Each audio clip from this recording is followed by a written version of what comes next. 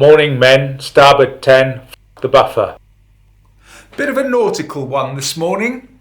What we're going to learn to do is how to tie the professional eye splice. And this one's actually taken from the Rigging Handbook by Brion Toss. And if you want to miss out the blurb at the beginning, you can jump straight to, and this will take you into just tying the splice itself. There are a couple of things that we need to consider before we actually start our splicing. And the first thing we need to consider is obviously how big do you want the loop to be in your eye. And so generally just make sure that it'll fit around the object you want to put your eye splice over. Obviously, if you're in the yachting world and there's different size bollards, estimate what the largest size bollard is that you're going to want to put your eye splice over. Another thing to consider as well is this, is basically when you have an eye splice, what for maximum strength, what you're looking for is at this point here, the angle should not be greater than 30 degrees. This will give you the maximum strength in your actual eye splice. And then finally, the next thing we need to consider is how much of a working end do we need to actually create the splice. So in other words, what's going to happen is if we want to splice this size, we now have to take some extra through to actually do our tucks. And as we're creating our eye splice, you'll see what I mean by tucks.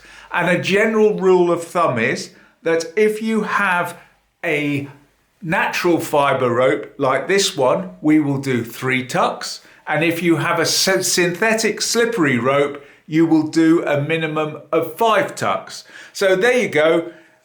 When you're watching the video, you'll see as I'm doing the tucks, and you can then from that estimate roughly how much excess you need to actually create the tucks and what size your actual loop needs to be in total. So the next step in creating the eye splice is we need to make sure that the actual eye is big enough to fit around the object we want to secure it to. So what I did was I put my rope around the object, and I brought the rope together at that point there, and I made sure that one, it would fit over my object nice and easily. And then the second thing is that where I've brought these two together, this angle will not be greater than 30 degrees to maximize the strength of my eye splice. Where these two meet, I then colored it, one with red and one with green. Basically, you don't need to do the red one. This is just to show you how it's done. This is going to be known as our target as such. And then the green one here, this one here is that when we come to undoing our strands along here, it will not allow the strands to become undone further along our rope. So it's just basically acting as a stopper as we start our splicing. And then at the very end, what I've done here is I've put a bit of masking tape around each of the strands in order that we don't end up with a horrible mess in our hands as we're actually doing our splicing. It just needs to be a bit of masking tape, anything to hold it together. Now the other thing that we need to consider is, like I said earlier, it'll become clear as we go through this, but the distance from here to the very end of this top line here is enough for me to do 3 tucks of my splice. Because this is a natural fiber rope, my minimum amount of tucks will be 3. If you're using a synthetic rope, then the minimum amount of tucks that you're going to need to do is 5. Okay, so next thing I'm going to do is just unravel this to that point there. I've now unlaid my 3 strands up to my green marker point. And the next thing that we need to do is just first of all, make sure that your rope is nice and relaxed. And what we're looking for, let's turn it round so that we can actually get on and do the splicing. So now the 3 strands are coming towards me, and you will see that on my 3, this is what you're basically looking for when you first start. You want a top middle, a bottom left, and a bottom right hand side. So let's now stop gobbing off and get on and splice the eye splice. Right, so what we want to do now is open up this top lay of the rope on the right hand side where I said our target or red piece of cordage is. And I'm in this particular case using a Swedish fid, or if you've got it, use a marlin spike to open up the lay. And all I'm going to do is just insert my Swedish fid under one of the lays, so it's underneath that top lay there, and what I'm going to do is just push it through, and then now that I've done that, I get hold of the right hand strand and I pass it up through my Swedish fid like so, and then what I'm going to do now is just pull it through so my end comes through, and then just allow it to pull through like so. Simple as that, dead easy.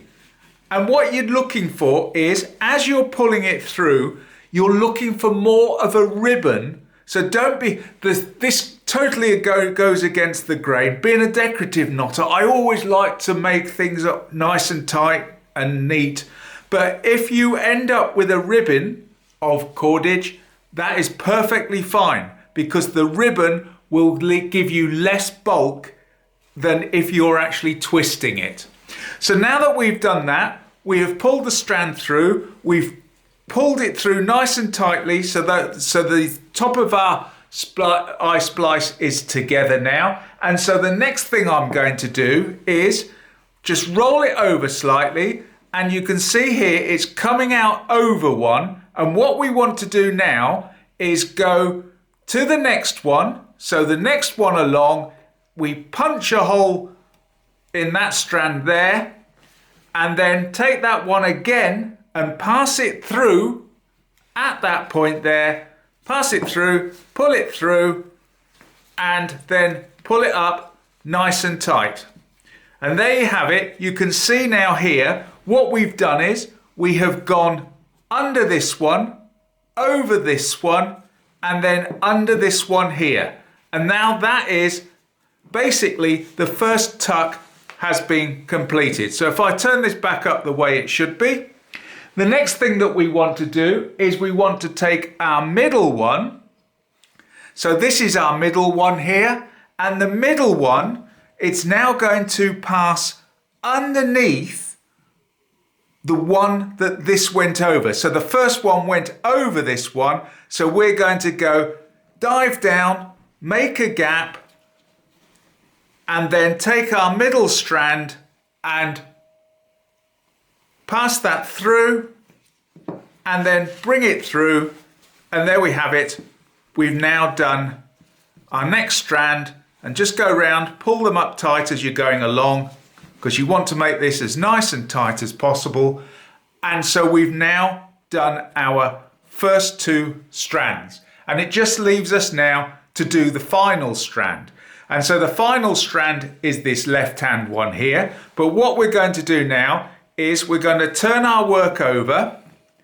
And what we're going to do here now, you can see there's one strand from the main rope that hasn't got anything coming through it. And what we're going to do now is just get underneath that strand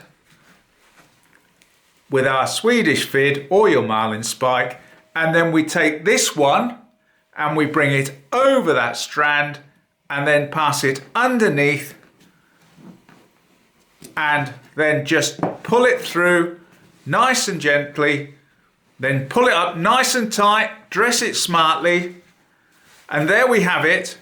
We now have our first set of tucks. So that is the first set of tucks, and what you're looking for to make sure that you've done it correctly is that if we look at it in a straight line going down, our 3 leads should be coming out at the same point at a cross section of our rope as such. So in other words, if say for example it's too far up or too far down, you've done something wrong. They should all be coming out on the same plane of our cross section here.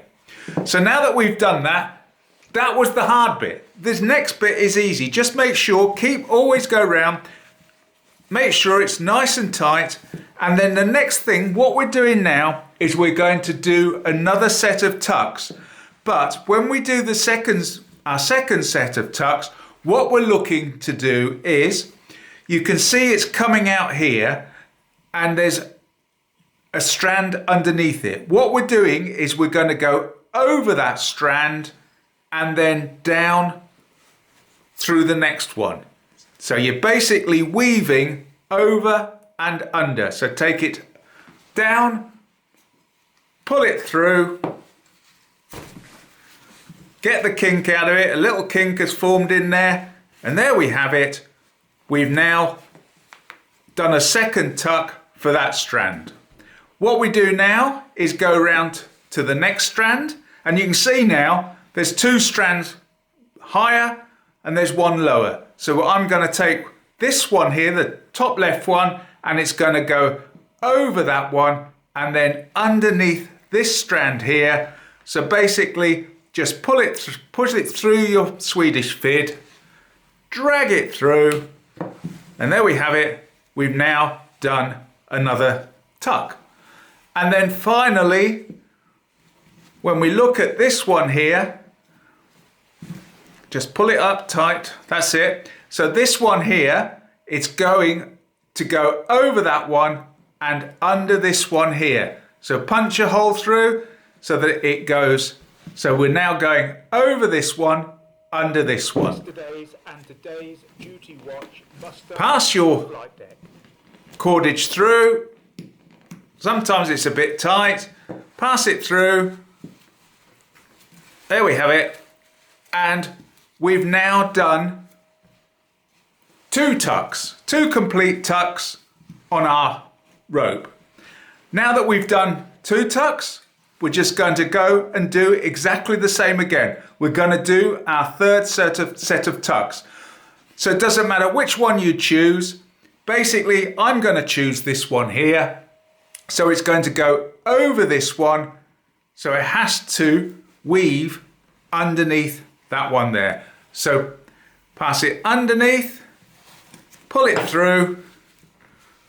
There we have it. Another one done. Roll it round. This one is coming out, so it wants to go over that one, underneath this one here. So take it, push your spike through, bring your lead through underneath it, and just gently pull. There we have it. Another one has been achieved. And just go back, dress it smartly. If it looks slightly misshapen anywhere, just dress it smartly and it'll all come into shape. So we now have, you can see now here, we've got two at the right point. We've got one still high up here. So roll it round and you can see when I roll it round here now, it wants to go over that one, and then this one here is slightly covering that one there. So it needs to go underneath this one here. So punch your Swedish fid through, take that left hand one there, push it through, pull it through, and there we have it. And now basically that's it. We've now completed our eye splice. And what you want to do is just make sure your rope is still relaxed, not twisted in any way. So this is nice and relaxed, and then just roll it around and that will help it fall into place. Just roll it round like so. Sometimes underfoot works even better because you're putting a lot of pressure on it. And you can now see now you can see where the three tucks comes into it. So you can see here now, we've created three tucks as we've worked our way down. And because this is a natural fiber rope, we have now given it its maximum strength. Now what we can do is we have a couple of choices here now, and the choices are as follows. We can carry on, and if you carry on, gives you a bit more belt and braces on your actual splice, or if you want to, what you can do now is take out, say 25% of the strands. You see, this is all made up of strands. Take out, just cut out at this point here 25% of the strands, and then do another tuck. And do the same for this one. Take out 25%, do another tuck, and then do exactly the same for the third one. And then as you work your way down here, you will then be tapering your splice, and it will eventually taper to almost nothing, and then you can just cut the ends flush within the actual rope itself. And so, but basically at this point here, we have completed our splice. Another thing that you can do is, if you want to, you know, the choice again is yours. You can actually put some whipping on the end here, on the end of each one, and cut it flush. But some people object to the fact if a rope has been whipped at this point, because it can, if you see, it can actually catch on something. Okay, so the choice is yours. Cut bits out and continue weaving down, or not. The other thing to remember is, if you're using synthetic rope, you carry on for an extra 2 tucks until you've achieved your 5 tucks.